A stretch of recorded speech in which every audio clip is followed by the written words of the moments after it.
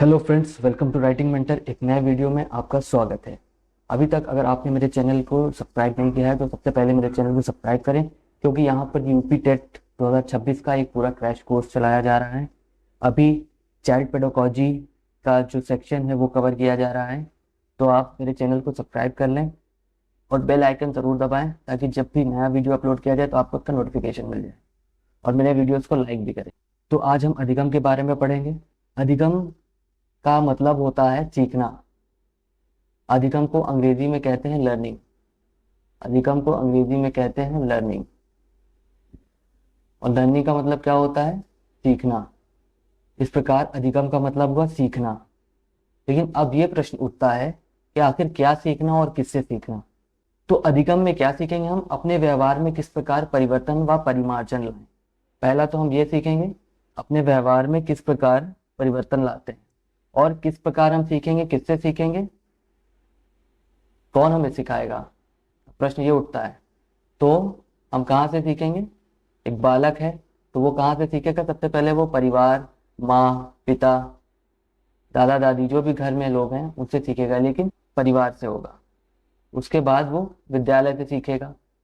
बाहर थोड़ा बड़ा होगा, समाज में निकलेगा, समाज में देखेगा किस प्रकार लोगों का आचार है, व्यवहार है, आचरण है।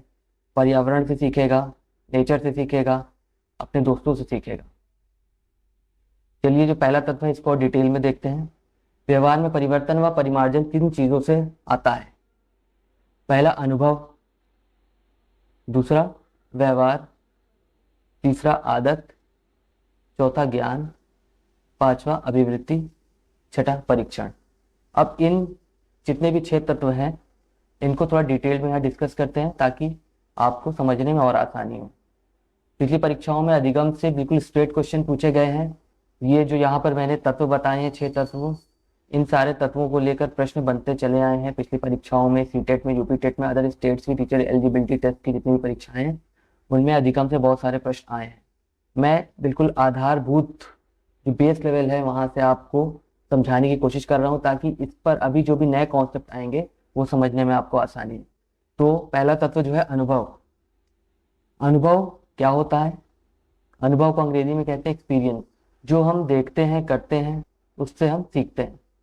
उदाहरण के तौर पर बच्चा आग को छूता है और जल जाता है, तो उसे क्या मिला? अनुभव। अब वो दोबारा आग को छूने से डरेगा, नहीं छुएगा, तो उसे क्या मिला? अनुभव। तो अनुभव के द्वारा क्या हुआ? उसके व्यवहार में परिवर्तन आया। उसने क्या सीखा कि अब आग को नहीं छूना है, तो क्या हुआ? उसके व्यवहार में परिवर्तन आ गया। दूसरा तत्व है व्यवहार। व्यवहार, अनुभव के बाद जो प्रतिक्रिया बदली, जैसे मैंने बताया ना, अब वो सीख गया, अब बच्चा आग से दूर रहेगा, तो उसके क्या हुआ? व्यवहार में परिवर्तन आ गया।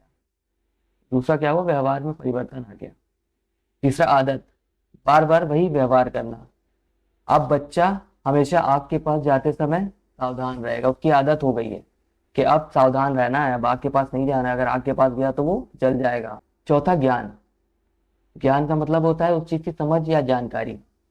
अब बच्चे को ये समझ में आ गया है कि आग क्या करती है, नुकसान पहुंचाती है, जला देती है, अब उसे ज्ञान मिल गया है। इससे अब वो आग के पास नहीं जाएगा। अभिवृत्ति, एटीट्यूड, किसी चीज के प्रति उसका नजरिया या सोच या दृष्टिकोण। अब बच्चा आग के प्रति डर और सावधानी की सोच बन जाती है उसके मन में। जब भी वो आग को देखेगा उसके मन में एक डर बन जाएगा, वो सावधान हो जाएगा, अलर्ट हो जाएगा। इसे क्या कहेंगे? अभिवृत्ति। प्रशिक्षण अर्थात अभ्यास, ट्रेनिंग। अब बच्चा सीख गया है कि आग का सुरक्षित उपयोग किस प्रकार से करना है। ठीक है, जैसे अगर वो गैस जलाएगा तो वो थोड़ा सा स्पेस बनाएगा। मान लीजिए बच्चा है, बालक, तो गैस नहीं जलाएगा, लेकिन हाँ, अगर वो देखेगा उसकी माता गैस जला रही है, उसकी माता ने उसे मना किया है कि गैस के पास नहीं जाना है, तो वो सावधानी बरतेगा, आग के पास नहीं जाएगा। अगर जाड़े में लकड़ी जलाकर आग तापी जा रही है और वो समझ चुका है कि आग से वो जल सकता है, आग से नुकसान हो सकता है, तो वो क्या करेगा? आग से दूर रहेगा, एक सेफ जोन बनाकर रहेगा, एक सुरक्षित दूरी बनाकर रहेगा आग सेकने के लिए। तो ये हो गया प्रशिक्षण। तो ये 6 तत्व जो सीखने के हैं लर्निंग के अधिगम में, क्या सीखना, अर्थात व्यवहार, अनुभव, व्यवहार, आदत, ज्ञान, अभिवृत्ति, प्रशिक्षण, ये 6 तत्व हैं। तो ये सारे 6 तत्व यहाँ नीचे एक्सप्लेन कर दिए गए हैं। इसके अलावा कुछ महत्वपूर्ण परिभाषाएं जो आपको जानना बहुत जरूरी है।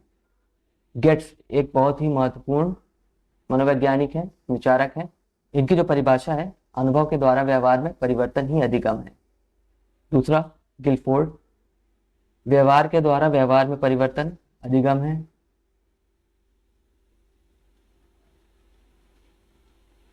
अधिगम है। क्रू एंड क्रो की परिभाषा है आदत, ज्ञान, अभिवृत्तियों के द्वारा व्यवहार में परिवर्तन अधिगम है।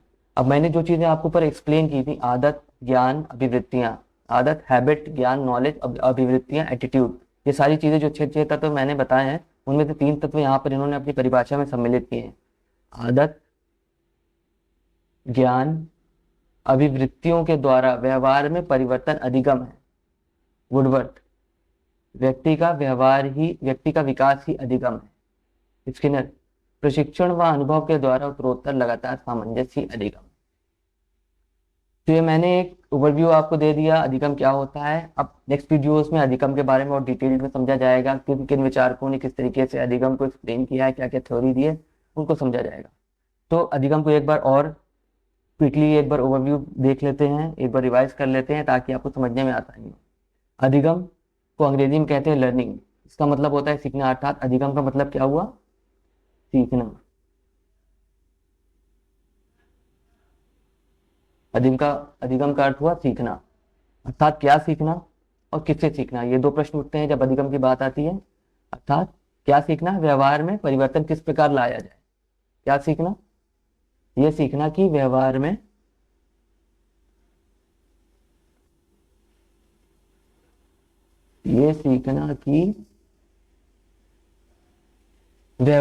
परिवर्तन व परिमार्जन किस प्रकार लाया जाए। दूसरा, किससे सीखना? परिवार, माँ, पिता, दादा दादी, जितने भी परिवारजन हैं उनसे सीखना। विद्यालय से सीखना, समाज से सीखना, पर्यावरण से सीखना, अपने मित्रों से सीखना।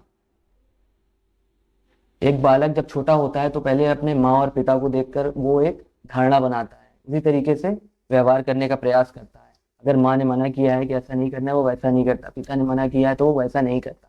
अगर पिता ने कहा है ऐसा करना है, कुछ चीजें करनी है, प्रणाम करना है या आपको प्रार्थना करनी है, तो उन चीजों को फॉलो करता है। धीरे धीरे वो चीजें उसके जीवन में आती हैं। विद्यालय में जाता है तो टीचर उसको पढ़ाती हैं, ज्ञान मिलता है उसे, अक्षर ज्ञान मिलता है, शब्द ज्ञान मिलता है, लिटरेचर उसे पढ़ाया जाता है, ग्रामर उसे पढ़ाया जाता है। ये सारी चीजें वो कहाँ सीखता है? विद्यालय में सीखता है। आचरण कैसा होना चाहिए, समाज से सीखेगा, पर्यावरण से, नेचर से सीखेगा, कैसे सहायता करता है पर्यावरण मानव के विकास में, सारी चीजें वो सीखेगा। मित्रों से सीखेगा बहुत सारी चीजें। अब ये पहला तत्व है क्या सीखना, इसको 6 भागों में हम डिवाइड कर सकते हैं। व्यवहार में परिवर्तन व परिमार्जन इन 6 तत्वों के द्वारा आता है। पहला अनुभव, दूसरा व्यवहार, पहला अनुभव, दूसरा व्यवहार, तीसरा आदत, चौथा ज्ञान, पांचवा अभिवृत्ति, छठा प्रशिक्षण। अनुभव को क्या कहेंगे इंग्लिश में? एक्सपीरियंस। नीचे परिभाषा ऑलरेडी एक्सप्लेन की जा चुकी है आपको। एक्सपीरियंस, व्यवहार, बिहेवियर,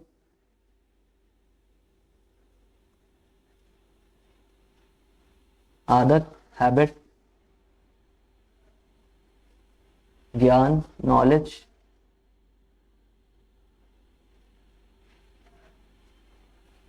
अभिवृत्ति, एटीट्यूड, प्रशिक्षण, ट्रेनिंग।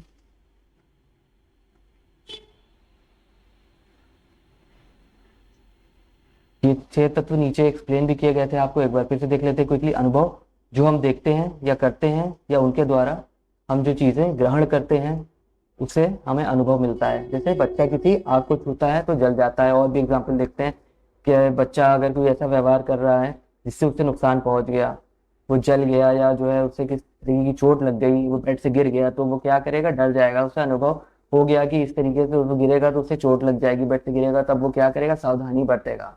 बेड के पास जाएगा तो थोड़ा सावधानी बरतेगा। व्यवहार, अनुभव के द्वारा क्या हुआ? उसके व्यवहार में परिवर्तन हुआ। क्या सीखा उसने? व्यवहार में परिवर्तन लाना सीखा। किस प्रकार? पहला अनुभव के द्वारा। अब उसे अनुभव मिल गया कि अब आग में हाथ नहीं डालना है, आग से दूर रहना है, बेड के पास सावधानी से उतरना है, या अन्य कोई भी क्रियाकलाप जो कि उसको नुकसान पहुंचा रहे हैं, वो सावधानी बरतेगा। तो उस अनुभव के द्वारा उसने क्या किया? अपने व्यवहार में परिवर्तन किया। दूसरा व्यवहार, व्यवहार वही सारी चीजें हैं जो अनुभव के बाद जो प्रतिक्रिया जो उसकी बदली है उसे क्या कहते हैं, व्यवहार। अब बच्चा आग से दूर रहने लगा, उसके व्यवहार में क्या हुआ, परिवर्तन हुआ, तो व्यवहार के द्वारा क्या हुआ, उसके व्यवहार में परिवर्तन हुआ। आदत, अब उसकी आदत बन गई कि अब हमेशा उन सारी चीजों को ध्यान देना है जिससे उसे चोट पहुंची है, नुकसान पहुंचा है।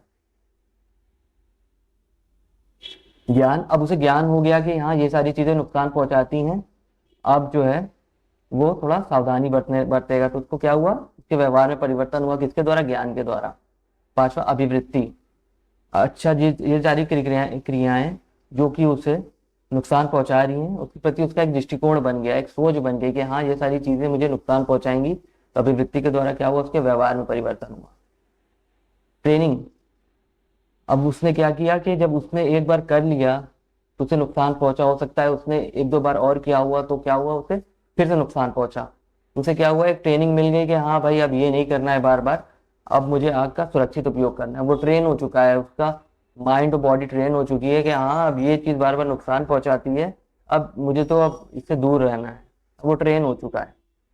तो प्रशिक्षण के द्वारा क्या हुआ, उसके व्यवहार में परिवर्तन आया, करके उसने क्या सीखा, करके सीखा, सही तरीके से करना, अर्थात करके सीखना भी इसे कह सकते हैं। और कुछ महत्वपूर्ण परिभाषाएं जो मैंने डिस्कस की आपके साथ, गेट्स गेट्स ने कहा है अनुभव के द्वारा व्यवहार में परिवर्तन अधिगम है। किलफोर्ड ने कहा है व्यवहार के द्वारा व्यवहार में परिवर्तन अधिगम है। टू एंड क्रो ने कहा है आदत, ज्ञान, अभिव्यक्तियों के द्वारा व्यवहार में परिवर्तन अधिगम है। वुडवर्थ ने कहा है व्यक्ति का विकास ही अधिगम है। स्किनर ने कहा है प्रशिक्षण व अनुभव के द्वारा उत्तरोत्तर लगातार सामंजस्य अधिगम है। मैंने जो भी चीजें आपके साथ डिस्कस की इनका आप नोट्स बना लीजिए, ये आप नोट्स आपको बहुत हेल्प करेगा रिवाइज करने में, जब एग्जाम पीरियड क्लोज होगा आपको पढ़ने के लिए ज़्यादा समय नहीं होगा। और ये जो मैंने भी स्ट्रक्चर बनाया है, ग्राफ के जरिए आपको पढ़ाया है, ये थ्योरी के जरिए पढ़ने से स्ट्रक्चर के जरिए पढ़ने में काफ़ी अंतर होता है। थ्योरी में बहुत ज़्यादा कंफ्यूजन हो सकती है, बोरिंग हो सकता है, लेकिन ये स्ट्रक्चर के थ्रू, चार्ट के थ्रू मैंने जो पढ़ाया है ये बहुत ही इंटरेस्टिंग है, आपको याद करने में सुविधा होगी, आसानी होगी, और चीज़ें समझने में, कॉन्सेप्ट समझने में आपको बहुत ईजी होगा। तो अगर आप नोट्स बनाएंगे बहुत अच्छा होगा, लेकिन इन चार्ट का अगर आप स्क्रीनशॉट भी ले लेंगे, स्क्रीनशॉट लेके आप रिवाइज कर सकते हैं एग्जाम टाइम पे, लेकिन इन स्क्रीनशॉट्स को आप सीरियल वाइज कहीं फोल्डर बनाकर सेव करिएगा, ताकि जब आपको जरूरत पड़े तो सारे स्क्रीनशॉट आपको एक साथ मिल जाए। जितना भी मैंने यहाँ पर चार्ट बनाया है, समझाया है, यहाँ पर जो परिभाषाएं दी हैं, नीचे यहाँ पर आप परिभाषाएं देख सकते हैं, यहाँ जो एग्जाम्पल दिया गया है हर तत्व का, इन सारी चीज़ का आप स्क्रीनशॉट ले सकते हैं या नोट भी बना सकते हैं, जैसे भी आपको सुविधा हो। और आज की वीडियो में इतना ही। अगर आपने अभी तक मेरा चैनल सब्सक्राइब नहीं किया है तो कृपया करके सब्सक्राइब करें, सपोर्ट करें मुझे, मेरे वीडियोस को लाइक करें और मेरी वीडियोस को शेयर करें, और नोटिफिकेशन बेल ज़रूर क्लिक कर दें ताकि जब भी नई वीडियो अपलोड की जाए तो आपको उसका नोटिफिकेशन मिल जाए। थैंक यू, जल्द ही मिलते हैं नई वीडियो में।